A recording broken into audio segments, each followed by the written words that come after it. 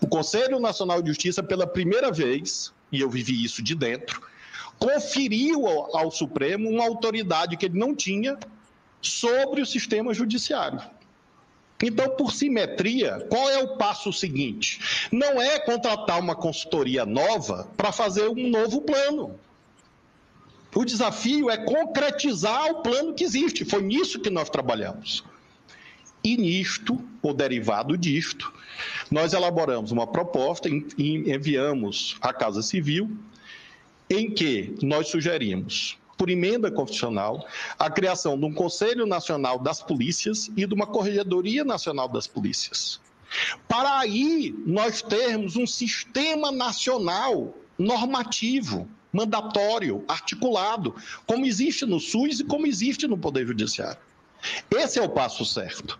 É o passo, portanto, de tirar do papel o plano nacional que existe, a política nacional que existe. Nós avançamos nesse período, por exemplo, estatísticas. Nós ainda temos estatísticas que são fornecidas pelos estados. Desde dezembro, pela primeira vez, nós temos um sistema nacional no ar, o Cinesp, com regras e com validação dos dados que são repassados pelos estados. É um sistema em construção. É perfeito? Claro que não, mas existe. As redes nacionais. Rede Nacional de Recuperação de Ativos, Rede Nacional sobre Crimes Cibernéticos, Rede Nacional de Inteligência, juntando Polícia Federal com Polícia de Estados. Isso é a implementação do plano. As FICOS, as Forças Integradas de Combate ao Crime Organizado. Muita gente não se deu conta que, pela primeira vez, a Polícia Federal em todo o país está trabalhando no combate a facções junto com os estados. Trabalhando junto, no mesmo espaço físico. Então, hoje nós temos FICO em todos os estados e temos GISES trabalhando contra facções em todos os estados. Eu, claro, poderia consumir aqui um largo tempo e não o farei, mencionando medidas nessa ideia da integração. Acho que a etapa seguinte, disse isso, claro, ao ministro Lewandowski, é de aprimoramento do Sistema Único de Segurança Pública.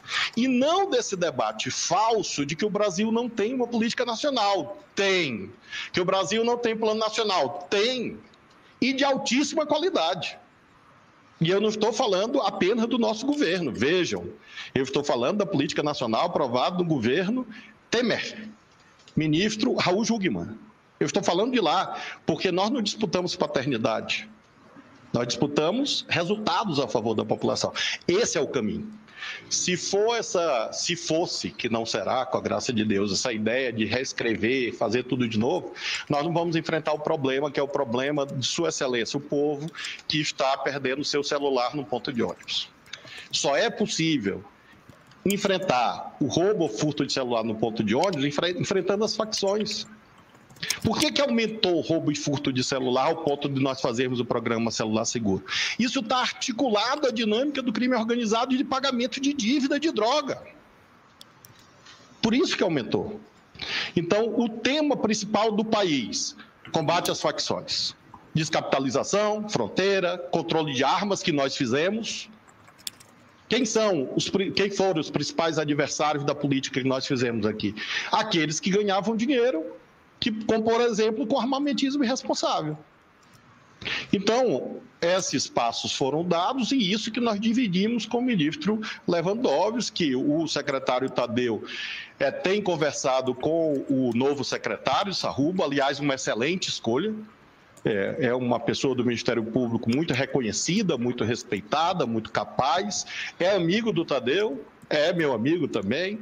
Então, o Tadeu tem conduzido com o Sarrubo esse repasse em relação ao SUSP, em relação à política nacional, em relação ao enfoque, que é o plano de enfrentamento às facções, às FICO, às GISE, para que isso não se perca e nós consigamos avançar no principal, que não é papel, é implementação. E eu, particularmente, acredito que essa proposta do Conselho Nacional de Polícias, mandatório, ou seja, com força hierárquica, e a Corregedoria Nacional são passos similares ao que foi feito no Poder Judiciário, a meu ver, com bons resultados. Agora, Isadora Peron, valor econômico. Oi, ministro. Vamos por partes aqui. No caso Marielle, então, não tem um prazo para essa elucidação, para a conclusão dessa investigação? Infelizmente não, porque eu não posso afirmar, porque legalmente não existe, porque é uma investigação complexa. Então, há algo hoje meio lotérico, e eu compreendo, como se fosse uma espécie de mega da virada, muita gente cravando informações, enfim, e eu particularmente acho isso imprudente, porque o que eu posso afirmar é aquilo que eu tenho dito aqui, e reiterei hoje, a investigação avançou, há passos foram dados, passos foram publicizados, passos continuam a ser dados, na direção certa. Agora, quando isso conclui, não é algo que esteja sequer sob controle da Polícia Federal exclusivamente, porque há outros atores que interagem nesse processo. Então, realmente, não há prazo. Há estimativas de que a investigação está próxima do final, mas o que é próximo do final? Tangibilizar dias, semanas ou meses, realmente não é possível nesse momento. Certo. E sobre a reunião, ministro, eu não entendi. O senhor pode explicar um pouco melhor o que é essa questão da crise no setor elétrico e como é que isso entraria aqui no MJ? Ontem, quando eu estava reunido com o ministro Lewandowski, faltou energia. Então, nós estávamos reunidos e nós somos testemunhas vivas que há um problema. Eu frequento Brasília e morei aqui já muitas vezes, por muitos cargos, e nunca tinha visto isso. Então, houve um apagão durante a nossa reunião. E esse fato foi que ensejou que surgisse isto, e hoje o secretário Adi Damos noticiou que reuniu com a concessionária do Rio de Janeiro ontem e que está instaurando uma espécie de processo, tendo em vista que houve colapso já seguidos em São Paulo, como as senhoras sabem, e os senhores sabem, no Rio de Janeiro e no Rio Grande do Sul. Antes havia ocorrido no Amapá. Então, há algo sistêmico. Evidentemente, essa condução é do Ministério das Minas e Energia e da ANEEL. O que o secretário Adi mencionou, como secretário do Consumidor, é que há um problema de legislação consumerista, porque, de fato, há essa incidência, e que a Secretaria do Consumidor tem atuado. Até onde isso vai, claro, vai caber ao novo ministro definir, mas esse é um tema que foi apresentado na reunião pelo secretário nacional do Consumidor, na visão dele como uma prioridade para esse trabalho nesse ano, tendo em vista que são eventos adversos que têm se repetido de modo inusitado no país. Seguimos com Letícia Casado, portal UOL. Oi, ministro, boa tarde. Também duas coisas. Primeiro, se o senhor acha que consegue convencer o Capelli na volta das férias a ficar na pasta, se o senhor chegou a conversar com o Lewandowski sobre a situação do Capelli, se ele fez algum comentário sobre o secretário. E a outra questão também, só para a gente entender, voltar também de novo no caso de Marielle, porque essa questão sobre a execução da vereadora, se o senhor poderia fazer um balanço sobre... o quanto que a investigação sobre execução andou sob a sua gestão.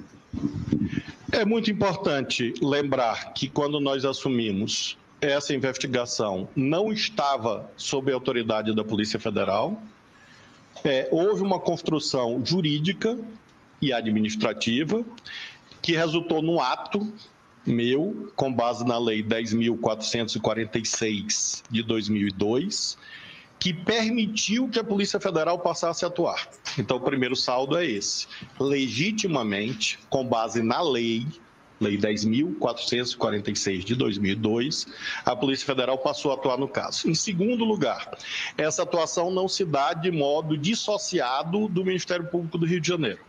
Quero agradecer ao Procurador-Geral de Justiça do Rio de Janeiro, o procurador Luciano, que reuniu comigo diversas vezes, e nós sempre consideramos que a atuação da Polícia Federal não excluía, pelo contrário, demandava uma atuação concertada, articulada com o Ministério Público do Rio de Janeiro. Então, segundo passo.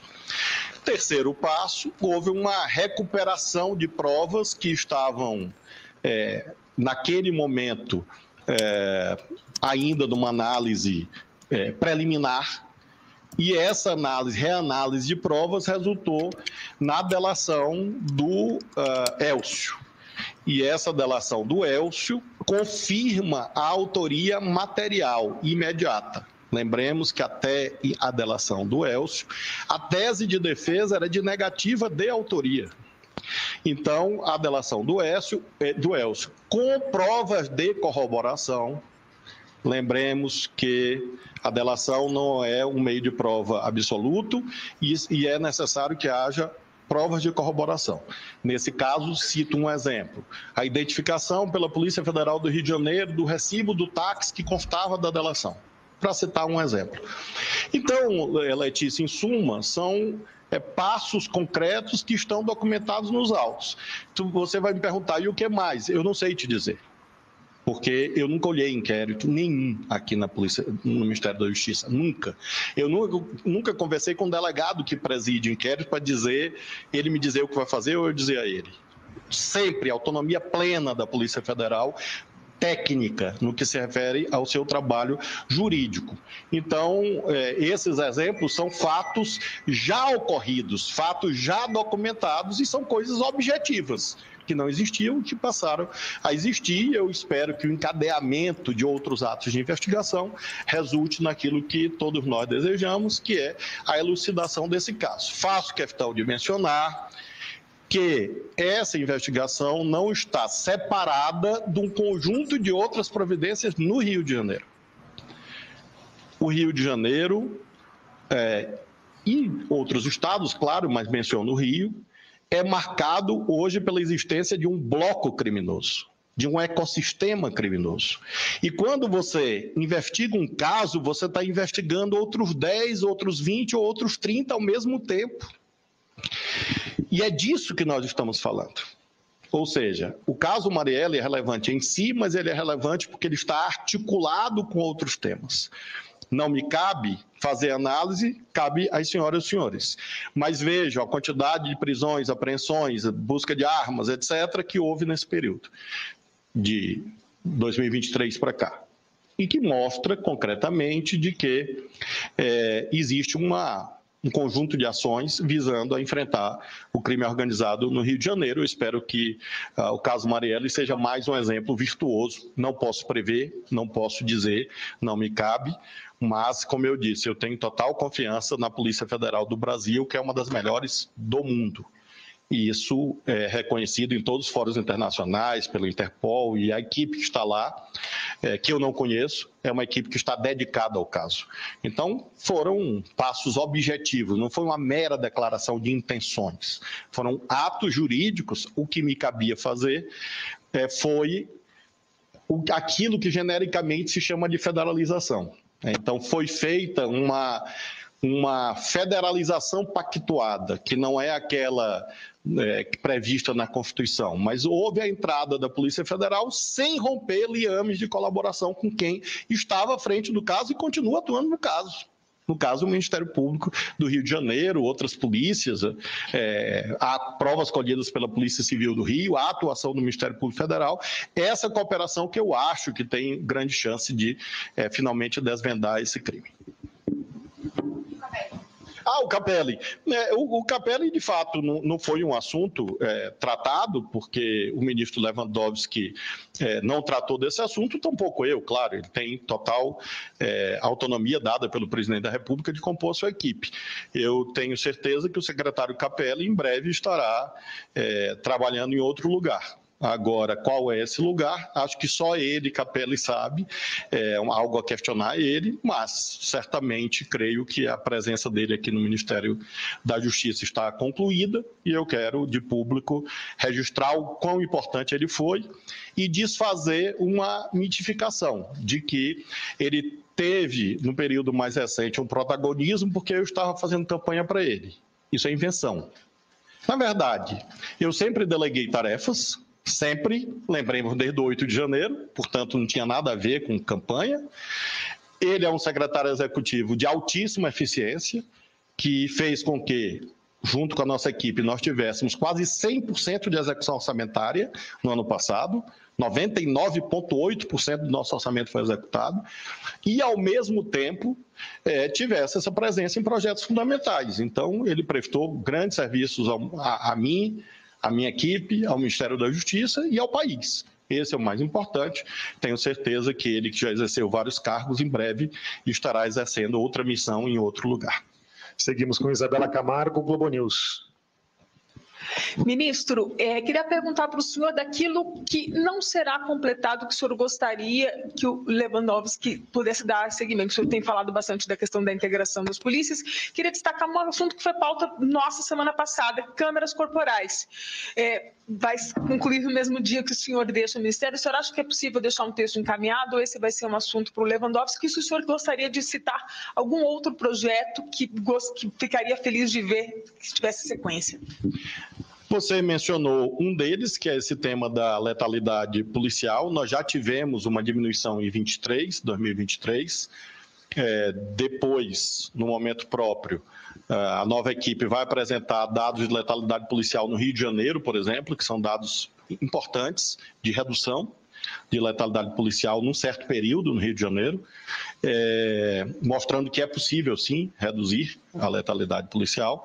As câmeras têm mostrado em vários países, e no Brasil também, ser algo virtuoso, positivo. Evidentemente, não é algo que, por si só, exclusivamente, sozinha, resolve o problema, mas é uma ferramenta de proteção dos bons policiais, de documentação da legitimidade dos atos policiais corretos e, ao mesmo tempo, eventualmente, de investigação de cometimento de delitos. Nós avançamos no que era possível, porque câmeras, a parte de comprá-las é o mais simples. Na verdade, o problema não é comprar câmera, o problema é comprar qual câmera e padronizar isso nacionalmente, para que os sistemas falem entre si, e ter a ferramenta de análise, porque não são pessoas que fazem análise das imagens, é preciso parametrizar elementos de análise das milhares, quiçá milhões de horas que são gravadas num vasto território brasileiro. Então, houve um avanço na tecnologia, na definição do modelo, na cooperação com outros países, no caso especificamente com os Estados Unidos. Tivemos agora a aprovação dessa recomendação, desse protocolo. Eu não vou praticar mais nenhum ato sobre isso, acho que em uma semana não seria cabível, mas o ministro Lewandowski recebe um acumulado concreto, jurídico e técnico para, a critério dele, do presidente da República, dar prosseguimento a isso.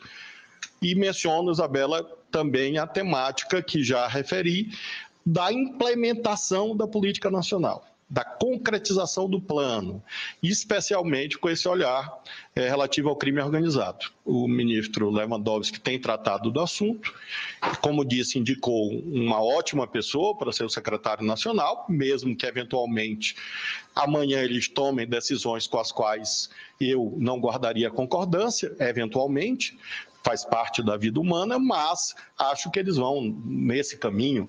Então, se você perguntasse por que eu gostaria de ficar mais alguns meses aqui, seria para avançar na implementação do SUSP, do Sistema Único de Segurança Pública, porque hoje é um tema dos mais importantes do Brasil. A gente olha para essa esplanada inteira aqui, eu diria que política que é policlassista, que se destina a todos os brasileiros, todas as brasileiras, de todas as suas rendas, todos os estratos sociais, todas as regiões, more em região metropolitana ou não, claro, nós temos a economia, mas nós temos a segurança pública. Não hierarquizo isto, não estou hierarquizando isso em relação a nenhuma outra política pública, mas, sem dúvida, é uma tendência hoje a nacionalização da política de segurança, e volto a dizer, é algo recente no Brasil. É algo, lembremos que o Fundo Nacional de Segurança Pública tem 5 anos. O conceito de SUSP tem 5 anos. Então, são coisas muito recentes no nosso país. Quando houve a criação do SUS, a primeira conferência foi em 86. E nós estamos, portanto, com um acúmulo em 2023 de 37 anos em relação ao Sistema Único de Saúde. E no caso do Sistema Único de Segurança Pública, nós estamos falando de 5 anos com intervalos em que isso foi abandonado. Não preciso detalhar isto, mas as senhoras e senhores sabem a que eu me refiro. Seguindo com Túlio Amâncio, da TV Band. Boa tarde, ministro. Gostaria de saber se o ministro Lewandowski ele pediu a indicação de algum nome, de algum secretário para o senhor, ou o senhor sugeriu que alguém ficasse para ele. E, além dos Santos, quem o senhor vai levar do MJ para o STF? Os Santos são os mais importantes, que eles me acompanham desde o governo do Maranhão, alguns deles. Já estão lá no Supremo, inclusive, já estão lá fisicamente. E algumas pessoas vão me acompanhar, minha equipe de gabinete, basicamente, né? A Lorena vai continuar trabalhando comigo, vocês conhecem a Lorena, e mais 2 ou 3 pessoas. Os secretários nacionais, todos ficam nos cargos, até que o ministro Lewandowski diga o destino deles, né? Se permanecerão ou não. Não fiz nenhuma indicação, ele não me pediu nenhuma indicação, e não farei, ele não pediu, e acho que nem é meu papel. Ele é uma pessoa experiente, uma pessoa que conhece muita gente, tem de militância na área jurídica, quase o que eu tenho de vida. Ele me disse que o primeiro cargo administrativo que ele exerceu foi em 1976. Então, nesse momento, eu estava brincando de carrinho, eu tinha 8 anos. Então, certamente, ele tem todas as condições de formar uma grande equipe. Apresentei toda a nossa equipe, porque são pessoas que não são minhas, né? Esse núcleo mais próximo a mim me acompanha. Mas as pessoas que aí estão pertencem a universidades, movimentos sociais, entidades, partidos. São pessoas com experiência acadêmica, política, são pessoas de muito valor. Hoje todos falaram, tiveram a oportunidade de falar, se apresentaram, e evidentemente a partir daqui, até simbolicamente, eu já dei meu broche para o ministro Lewandowski, então isso cabe a ele, e o que ele decidir para mim está bom. Obrigado, ministro. Obrigado, colegas. Boa tarde. Muito obrigado, pessoal. Até breve.